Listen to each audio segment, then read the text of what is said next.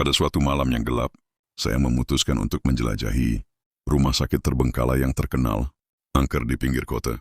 Rumah sakit itu telah lama ditinggalkan, dan hanya beberapa orang yang berani mendekatinya. Tetapi ras ingin tahu dan ketertarikan saya terhadap kisah-kisah mistis mendorong saya untuk memasuki bangunan tersebut. Ketika saya memasuki rumah sakit tersebut, aroma bau yang menyengat dan suasana yang gelap menyambut saya. Lampu redup yang masih menyala terkadang berkedip aneh, seolah-olah ada roh yang bermain-main dengannya.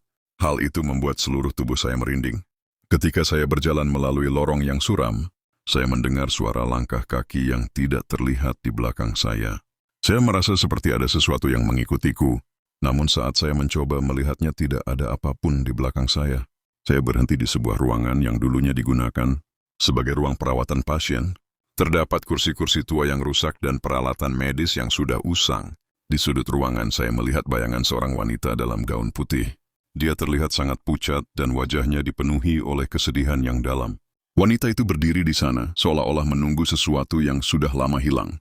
Saya tidak bisa menghadapi sosok itu dan segera melarikan diri dari ruangan tersebut. Di dalam lorong, saya mendengar suara tangisan yang menyayat hati. Saya mengikuti suara tersebut dan tiba di sebuah ruangan yang terkunci.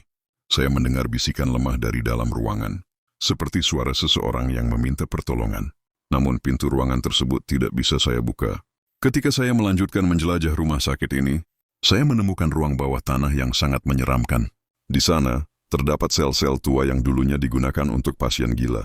Saat saya memasuki salah satu sel, saya merasakan suhu tiba-tiba turun dan suasana menjadi sangat dingin. Merasa ada kehadiran yang tidak kasat mata di dalam sel tersebut. Pada suatu momen saya menemukan buku harian kuno di ruang administrasi. Buku harian ini mencatat pengalaman seorang perawat yang bekerja di rumah sakit ini. Dia menuliskan bahwa sering mendengar suara-suara aneh di malam hari dan merasa seperti ada pasien-pasien yang telah meninggal yang masih berkeliaran di sana.